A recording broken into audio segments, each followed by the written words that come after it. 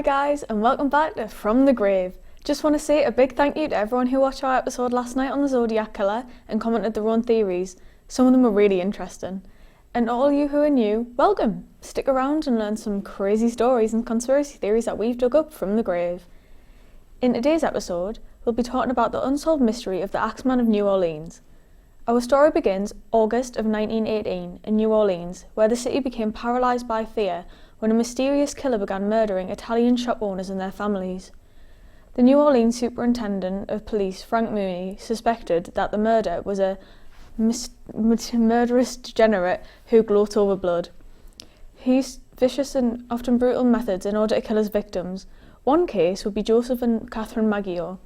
Joseph was left with a fractured skull and his throat cut with a razor, while his wife Catherine was left with her throat cut and she asphyxiated on her own blood.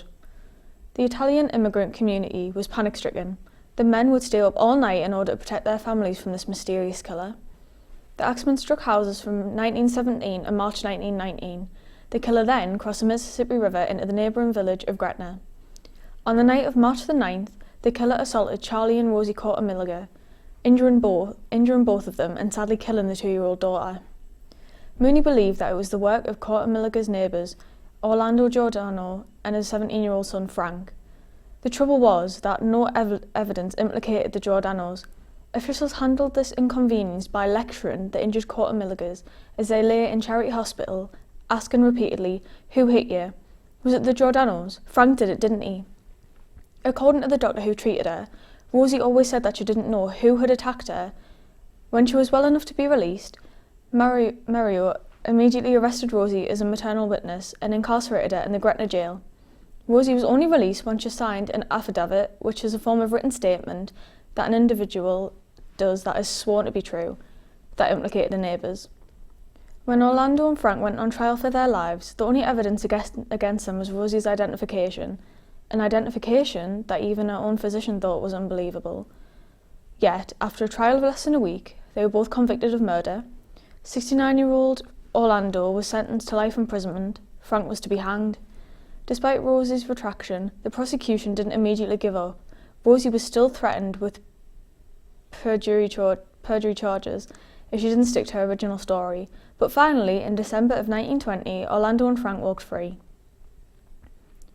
The Axeman frequently left most of his victims alive. However, he beat them to such an extent that they couldn't identify the killer's face or give strong and in-depth detail about the mysterious killer. The Axeman wrote a letter that claimed he was a demon or spirit and claimed to be good friends with the devil. The letter reads, "Hell, March 13th, 1919. Esteemed mortal of New Orleans, they have never caught me and they never will. They have never seen me, for I am invisible. Even as the ether that surrounds your earth, I am not a human being, but a spirit and a demon from the hottest hell. I am what you Orleanians and your foolish police call the Axeman. When I see fit, I shall come and claim other victims. I alone know whom they shall be. I shall leave no clue except my bloody axe, besmeared with blood and the brains of he whom I have sent below to keep me company. Undoubtedly, you Orleanians think of me as a most horrible murderer, which I am, but I could be much worse if I wanted to. If I wished, I could pay a visit to your city every night. At will, I could save thousands of your best citizens, and the worst, for I am in close relationship with the angel of death. Now to be exact, at 12:15 earthly time, on next Tuesday night, I'm going to pass over New Orleans. In my infinite mercy, I'm going to make a little proposition to you people. Here it is. I am very fond of jazz music, and I swear by all the devils in the nether regions that every person shall be spared in whose home a jazz band is in full swing at the time I have just mentioned. If everyone has a jazz band going, well then, so much the better for you people. One thing is certain, and that is some of your people who do not play jazz and don't jazz it out on that specific Tuesday night, if there be any, will get the axe." He signed it, the Axeman. This episode is sponsored by ExpressVPN. ExpressVPN is the world's #1 VPN service. When you aren't using a VPN, your internet browsing data can be tracked by your ISP, cellular providers, ad companies, and hackers. When using a VPN, your public IP address is masked so that the website you visit won't be able to identify you.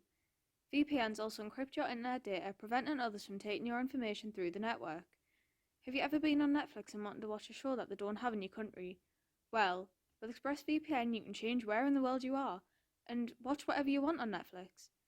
Want more options of anime to watch? Simply change your location to Japan and watch as many shows as you feel like. ExpressVPN is perfect for us as we like to feel safe while browsing the internet and being able to watch what we like without being traced. Welcome back. Now we'll be getting into the theories surrounding the murderer and the last attack. The attack was on Mike and Esther Pepitone, which occurred in October 27, 1919. Esther woke up to her husband's screams at 1 a.m. and ran into his room. The mattress was soaked with blood, but he was still alive. He was struck 18 times with a dagger and hours later died. She reported seeing two figures in the room, which does not match the Axeman as there was only ever a single killer. However, the police did believe that it was the Axeman due to the correlation in the scene.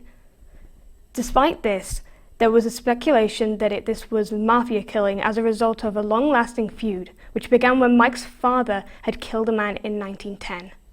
There was multiple suspects of who the Axeman could be. For example, Jake and Andrew Maggio. They were arrested but released a few days after. The next suspect was John Zaka. He was believed to have been responsible for the Lois and Lowe attack, as he was the baker who discovered the bodies when he knocked on their grocery store and did not get an answer. The final suspect was a man called Joseph Mumphrey. In December 1921, Esther Albino, the widow of Mike Pepitone, was arrested for shooting Mumphrey. She claimed that he was the Axeman, and she saw him in her house one night of the incident. The LAPD found evidence which linked Mumphrey to the death of Mike Pepitone. He also had been out of prison for the last 10 years, and his timeline fits with the Axeman's murders.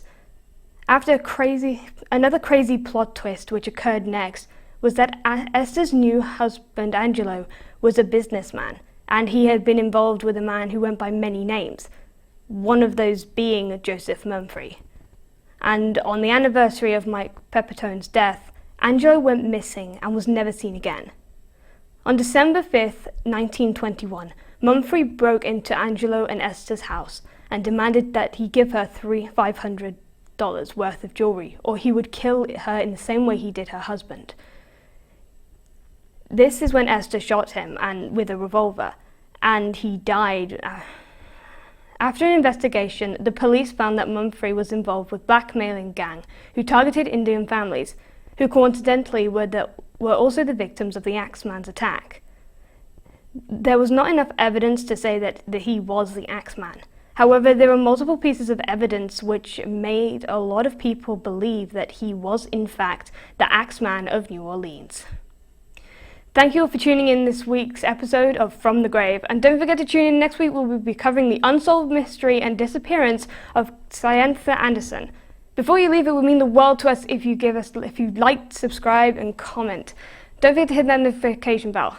And don't forget to comment your theories on the Axeman down below.